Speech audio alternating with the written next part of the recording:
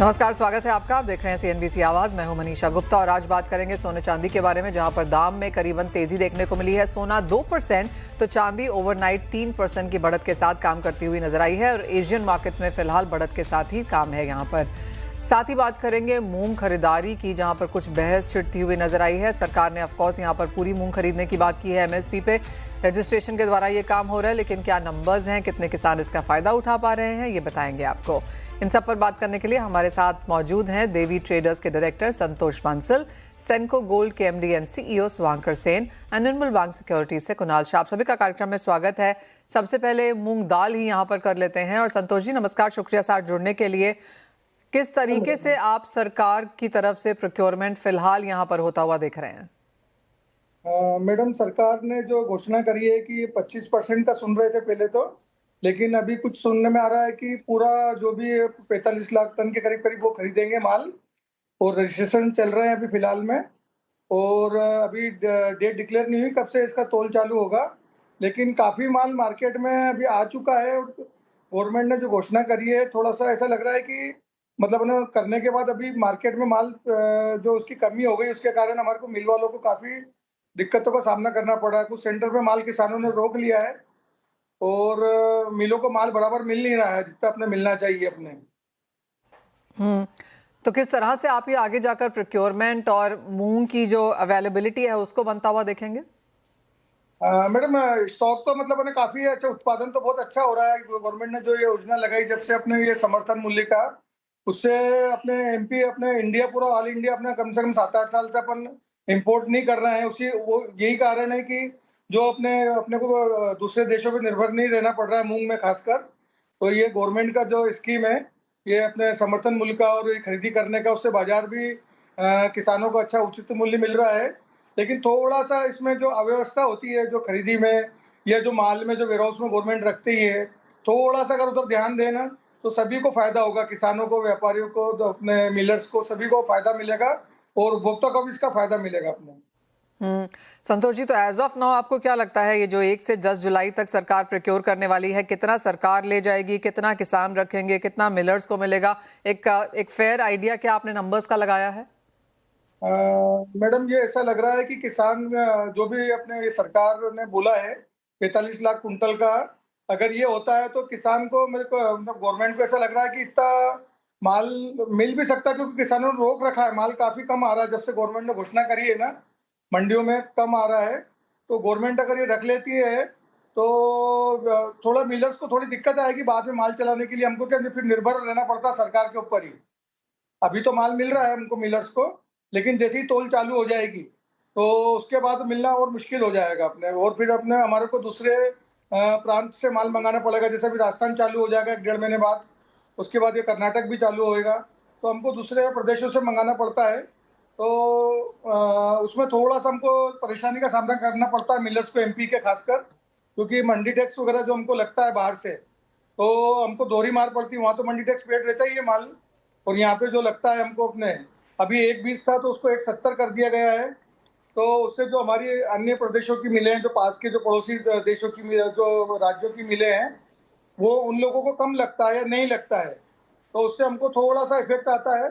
और फिर जब गवर्नमेंट बेचना चालू कर देती है तो हमको फिर उसमें मंडी टैक्स नहीं लगता है, तो फिर हमारा सुचारू रूप से वापस चलने लगता है मिलिंग। जी हाँ, एब्सोल्युटली। संतोष जी, एक फाइनल सवाल यहाँ से आगे, ये तो अब अवेलेबिलिटी की बात हुई, टैक्सेस की, सरकार प्रोक्योरमेंट की, हाँ, हाँ। लेकिन यहाँ से आगे जाके भावों में अब क्या नजर आता है मूंग के?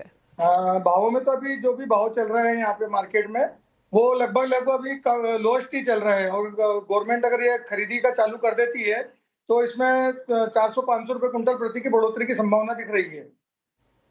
400-500 प्रति क्विंटल की संभावना आपको लगता है सरकार खरीदना शुरू करेगी तो हाँ, मूंग अगर खरीदना जिस दिन तोल चालू हो जाएगा तो ये बढ़ जाएगा बाजार, क्योंकि अभी माल जो भी चल रहा है लोएस्ट चल रहा है और माल भी कम आ रहा है मंडियों में, इतना नहीं आ रहा है। कुछ मंडियों में तो बिल्कुल नहीं आ रहा है, और कुछ बड़ी बड़ी मंडियां जहाँ पे अभी जैसे पिपरिया है, गाडरवाड़ा है, उसके पिपरिया बेल्ट जो भी आसपास का है, भोपाल बेल्ट है, यहीं पे माल की आवकें हो रही है। और जो हमारा निमाड़ क्षेत्र है उधर तो बिल्कुल आवकें है ही नहीं। जो भी किसानों ने रोक रखा है गवर्नमेंट को तोलने के लिए, वही माल उनके पास है, तो वो गवर्नमेंट को तुल जाएगा।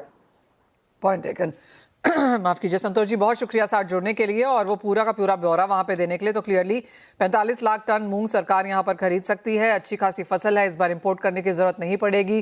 प्राइसेस भी सही रहे हैं, एमएसपी लगातार बढ़ता रहा है और उसकी वजह से किसानों ने अच्छा बोया है। लेकिन जैसे उन्होंने कहा, जो दिक्कत है वो शायद यहाँ पर मिलों को आ सकती है।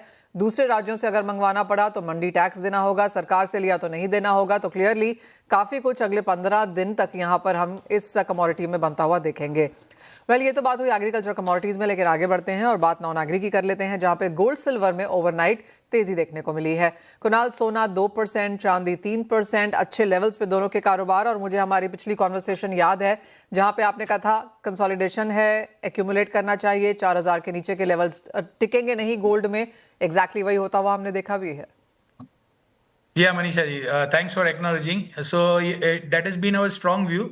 सो हमने रिपोर्ट निकाला था लास्ट वीक में ही कि ये जो प्राइजेस है ये अक्यूमुलेट करने के लिए प्राइस है। एंड बहुत जल्दी हमने रिकवरी, मैंने एक्सपेक्ट नहीं किया था इतना फास्ट बढ़ेगा, बट आई एम बुलिश।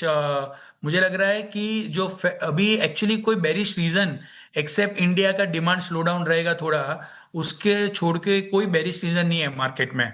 सो आज यूएस मार्केट बंद है, बट मेरा मानना ऐसा है कि the worst is over, the worst is behind us. फिर से अगर वॉर स्टार्ट हो जाए वो तो किसी को मालूम नहीं है, but considering the peace deal is on, considering the oil is remaining below $75, I think we have seen the worst.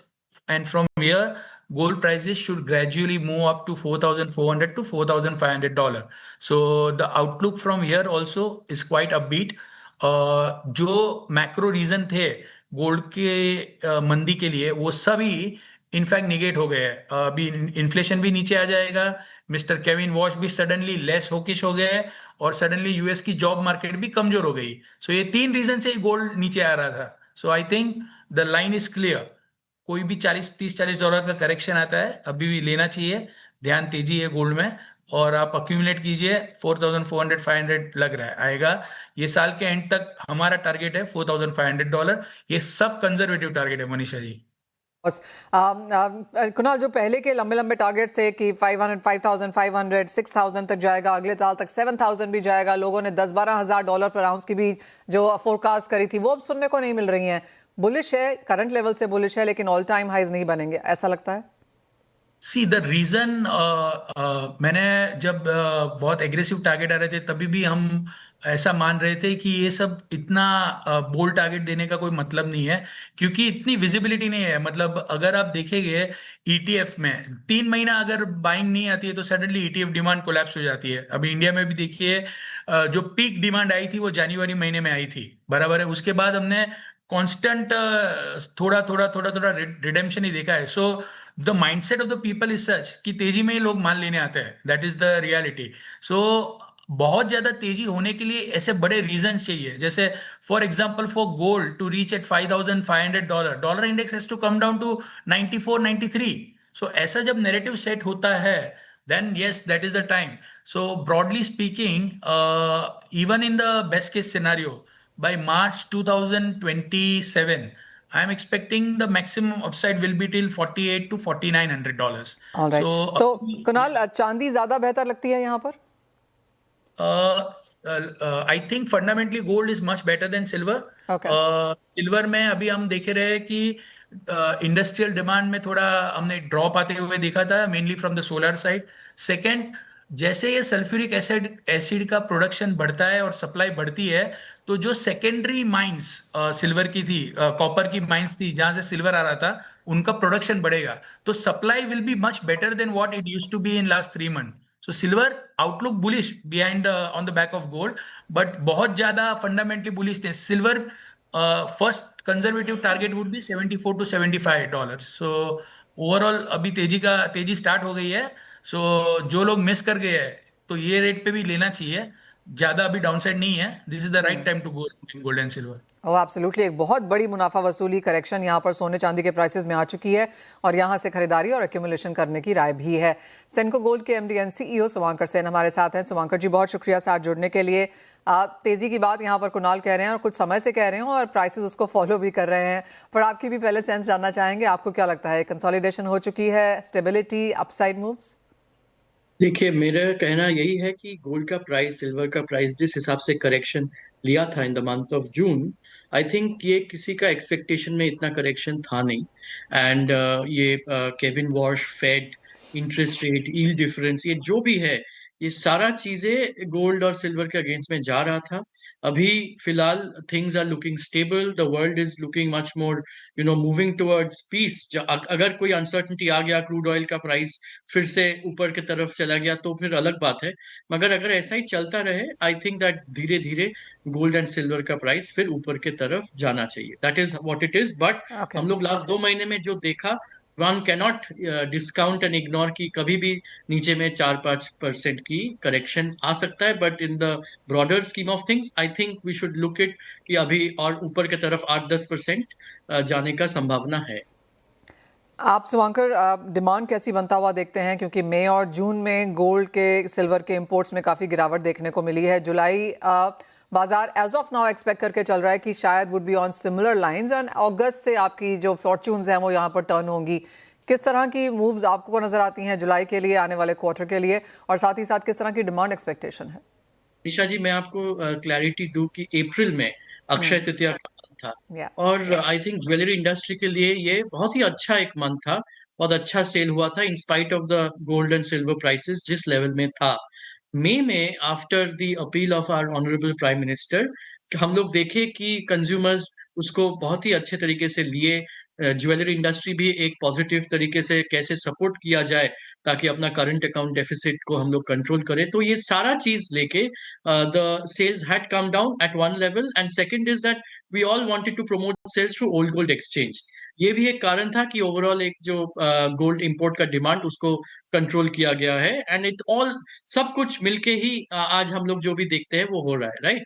सो वो एक होने के बावजूद अभी जून वेडिंग सीजन, जब श्राद्ध महीना या जो अशुभ महीना है वो चला जाने के बाद फिर से मार्केट थोड़ा थोड़ा पिकअप हो रहा है। So from the last week of June we have seen that consumers footfalls जो एकदम मई और अर्ली जून में एकदम स्लो हो गया था, वो धीरे धीरे फिर पिकअप होने लगा है। Coming July also I think that there are lot of weddings till the middle of July, and उसका एक गिफ्टिंग, वेडिंग बाइंग, ये जो गोल्ड लेवल प्राइसेस है, तो आई थिंक दैट जिन लोगों का कमिंग 6 मंथ 7 मंथ्स में घर में वेडिंग है, शादी है, दीज आर गुड लेवल्स जहां से वो लोग थोड़ा थोड़ा करके बाइंग चालू कर दे। लोग देख रहे थे कि बेस क्या बनेगा, क्या और गिरेगा, पर जब देख रहे हैं कि एक बेस बन गया है, अभी धीरे धीरे प्राइस ऊपर की तरफ जा रहा है, आई थिंक कंज्यूमर्स को भी कॉन्फिडेंस आके वो लोग अभी और कॉन्फिडेंटली बाइंग करना चालू कर रहे हैं।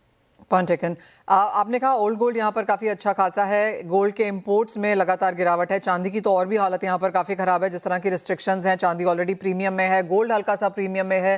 कुछ कंसर्न्स लगती हैं आगे जाता हुआ, क्योंकि ओल्ड गोल्ड ऑफकोर्स यहाँ पर सपोर्ट कर रहा है मार्केट्स को, लेकिन अगर इंपोर्ट्स नहीं बढ़े तो अगस्त, सितंबर, अक्टूबर, नवंबर के जो 4 महीने हैं, क्या कंसर्न्स बन सकती हैं? आई डोंट थिंक कंसर्न्स बनेगा। ऑलरेडी ये क्वार्टर में almost 48 to 49% of the business old gold को एक्सचेंज करके ही हो रहा है। And I think that it is not just for us, it is across the industry. And going forward in the coming 3-4 months, देश में बहुत सोना है। ईटीएफ्स का सोना हुआ या जो भी इन्वेस्टर्स का सोना, कंज्यूमर हाउस होल्ड्स का सोना, तो वो सब सोने को यूज करके गवर्नमेंट तो सोच ही रहे थे कि कैसे उन लोगों को यूज किया जाए and we can become self sufficient. So I think that very soon कुछ ऐसा प्रोग्राम आ जाएगा, तो इंपोर्ट कम होने के बावजूद गोल्ड का सप्लाई में प्रॉब्लम आना नहीं चाहिए। एंड बिजनेस जैसे ग्रो हो रहा है, आई थिंक दैट ग्रो होता रहेगा। एंड ये जो स्लो डाउन हम लोग देखे हिस्टोरिकली कि 1-2 महीना अगर कभी स्लो डाउन होता है रिटेल में, तो वो कमिंग मंथ्स में जब पिकअप लेता है तो वो स्लो डाउन का जो नेगेटिविटी है वो मेकअप हो जाता है। So we are hoping that with the upcoming festive season, ये जो लास्ट 1-2 महीने का थोड़ा बहुत जो भी स्लो डाउन हुआ है वो पूरा मेकअप होके अच्छे तरीके से कमिंग क्वार्टर्स में ग्रोथ आ जाएगा। एक quick final question Shubhankar ji, and this is about कि इस साल में फिर आपको लास्ट ईयर के कंपैरिजन में किस तरह का वॉल्यूम ड्रॉप दिखता है? नहीं, तो I can only say that हम लोग लास्ट ये Q1 खत्म हुआ है। Q1 में अगर हम लोग अपने लेवल में वॉल्यूम ड्रॉप देखें, तो हालांकि रिपोर्ट आया था कि imports have come down by 60-70%, ऐसा कोई रिपोर्ट निकला था। But we have seen at our end, considering the old gold exchange is happening, about 10 to 12% volume drop in terms of sales. So ये एक तरीके से वी हैव सीन। एंड आपको value growth के बारे में भी अगर बताएं Manisha ji, what we have seen in the Q1 compared to last year's Q1, we've seen actually value terms में more than 50% growth. So while the challenges are there, we have seen footfalls going down in the month of May and June, but in spite of all the challenges and old gold exchange को लेके, schemes को लेके, offers को लेके, customers के साथ connection रख के, नया light weight design, 9 carat, 14 carat, 18 carat diamond jewellery में फोकस करना। लास्ट वीक में रैपरपोर्ट पे डायमंड प्राइसेस भी थोड़ा बढ़ना चालू हो बढ़ा गया। हुआ है, We have या still seen that अराउंड 50% के ऊपर वैल्यू टाइम्स में ग्रोथ हुआ, वॉल्यूम में 10-12% डीग्रोथ देखने को मिला। Point taken. Mister Suvankar Sen, बहुत शुक्रिया साथ जुड़ने के लिए। और इसी के साथ फिलहाल इस कार्यक्रम में इतना ही समय है। हम रुकेंगे एक ब्रेक के लिए, लौटेंगे और लेकर आएंगे बॉन्ड स्ट्रीट। CNBC आवाज and India bonds presents bond street. नमस्कार, आप देख रहे हैं बॉन्ड स्ट्रीट और हमारे साथ आज स्टूडियोज में है रियाज थिंगना, जो कि पार्टनर हैं ग्रैंड थॉर्नटन भारत के। रियाज, बहुत शुक्रिया हमारे लिए आज यहाँ पर समय निकालने के लिए। और सबसे पहले बिल्कुल सिंपल सवाल से शुरुआत करते हैं। जहाँ पर लोग सबसे पहले जाते हैं वो है fix deposit, bond interest, FD interest. क्या यहाँ पर सब जगह पर टैक्स ट्रीटमेंट आइडेंटिकल है, कोई डिफरेंस है? इन्वेस्टर्स क्या देखते हैं यहाँ पर? तो बॉन्ड इंटरेस्ट और फिक्स डिपॉजिट इंटरेस्ट का स्टार्टिंग पॉइंट एक ही है जी, कि both are taxed under income from other sources. बस यही एक सिमिलैरिटी है। फिक्स डिपॉजिट इंटरेस्ट का टैक्सेशन बड़ा सिंपल है। आपका जो एप्लीकेबल टैक्स रेट है उसके हिसाब से आपको इंटरेस्ट पे टैक्स भरना है। अगर कोई एग्जाम्पशन है, like a senior citizen exemption, वो मिल जाएगा, लेकिन और कोई कॉम्प्लिकेशन या डिफ़िकल्टी नहीं है। बॉन्ड इंटरेस्ट में थोड़ा सा ध्यान ज़्यादा रखना पड़ता है, क्योंकि अलग किस्म के बॉन्ड होते हैं। You have tax free bonds, government bonds, listed bonds, unlisted bonds. तो टैक्स फ्री बॉन्ड्स अगर है तो वहाँ पे इंटरेस्ट नहीं लगेगा, लेकिन वो जब बेचेंगे तो कैपिटल गेंस लगेगा। लिस्टेड बॉन्ड्स है तो वहाँ पे कैपिटल गेंस का ट्रीटमेंट अलग सा है। और बाकी अगर बॉन्ड्स है तो उसके ऊपर TDS डिडक्ट होगा। और सो वहाँ पे हमें थोड़ा सा केयरफुल रहना पड़ेगा। और अगर एक इन्वेस्टर को सिलेक्ट करना है फिक्स डिपॉजिट और बॉन्ड के बीच में, तो उन्हें सब एलिमेंट्स देखने पड़ेंगे। एक इंटरेस्ट का है एलिमेंट, एक कैपिटल गेंस का है, एक TDS, और उसके बाद ही नेट रिजल्ट है, नेट यील्ड कौन से बॉन्ड में या फिक्स डिपॉजिट में ज़्यादा मिलती है, वो कंपेयर कर सकता है। All right.